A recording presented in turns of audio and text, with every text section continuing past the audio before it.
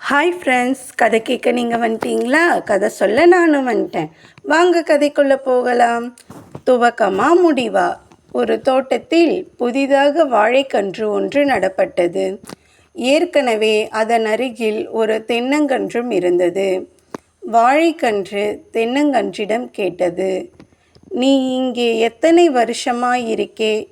தென்னங்கன்று சொன்னது, 1 வருஷம். 1 வருஷம் என்று சொல்கிறாய், ஆனால் என்னை விட கொஞ்சம்தான் உயரமாயிருக்கே, ஏதேனும் வியாதியா என்று கேட்டுவிட்டு ஏதோ பெரிய நகைச்சுவை சொல்லிவிட்டது போல சிரித்தது. தென்னங்கன்றோ அதை காதில் வாங்காதது போல புன்னகைத்தது. ஒவ்வொரு நாளிலும் வாழைக்கன்றின் வளர்ச்சி பெரிதாக இருந்தது.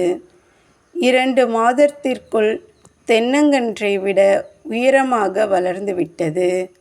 வாழைக்கன்றின் கேலியும் கிண்டலும் அதிகமானது. தென்னங்கன்றோ எப்போதும் போல சலனமில்லாமல் புன்னகைத்தது. வாழைக்கன்றை நட்டு 1 வருடம் ஆவதற்குள் தென்னங்கன்றை விட 2 மடங்கு உயரமாகிவிட்டது. தினமும் தென்னங்கன்றை பார்த்து கேலி செய்து சிரிப்பது மட்டும் குறையவே இல்லை. கடவுளுக்கு உன்னை மட்டும் பிடிக்காதோ? ஒரு கட்டத்தில் மேல் வளரவிடாமல் தட்டியே வச்சிருக்காரே. நீ இருக்கின்ற மண்ணில்தான் நானும் இருக்கேன். உனக்கு கிடைக்கிற தண்ணீர் தான் எனக்கும் கிடைக்கிது. ஆனால் பாரு, நான் மட்டும் எப்படி வளர்ந்துட்டேன்? உனக்கு விதித்தது அவ்வளவுதான் போல என்று வார்த்தைகளாலேயே குத்தி காயப்படுத்தியது. தென்னங்கன்றிடம் புன்னகை தவிர வேறெந்த பதிலும் வரவில்லை. இன்னும் சிறிது காலம் சொன்னது. அதிலிருந்து அழகான குலை வெளிப்பட்டது. அது பூவும் காய்களுமாக அழகாக மாறியது. அதனுடைய பெருமை இன்னும் அதிகமானது. இரவும் பகலும் தென்னங்கன்றை கேலி செய்து சிரித்தபடியே பொழுதை கழித்தது. நல்ல உயரம், பிளவுபடாத அழகிய இலைகள், கம்பீரமான குலை. வாழை மரத்தின் பெருமைக்கு அளவே இல்லாமல் போனது. இப்போது காய்கள் முற்றின. ஒரு மனிதன் தோட்டத்துக்குள் வந்தான். வாழை மரத்தை சந்தோஷமாய் சுற்றி வந்தான். வாழைக்காய்களை தட்டி பார்த்தான்.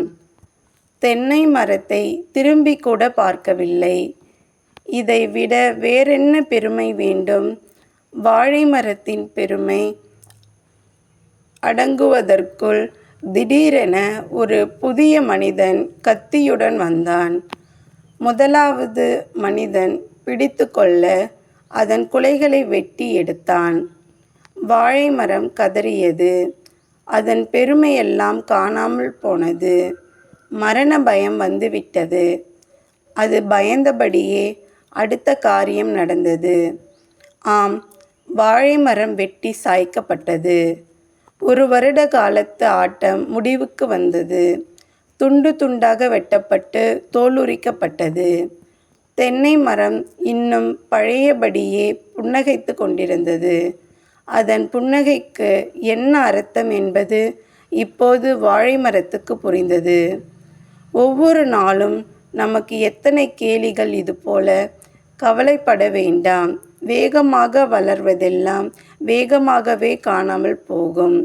ஒரு காரியத்தில் துவக்கத்தை பார்க்கிலும் அதன் முடிவு நல்லது. பெருமையுள்ளவனை பார்க்கிலும்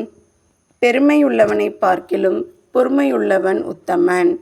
ஓகே ஃப்ரெண்ட்ஸ், கதை பிடிச்சிருந்தா லைக் பண்ணுங்கள், ஷேர் பண்ணுங்கள், சப்ஸ்கிரைப் பண்ணுங்கள். Bye friends.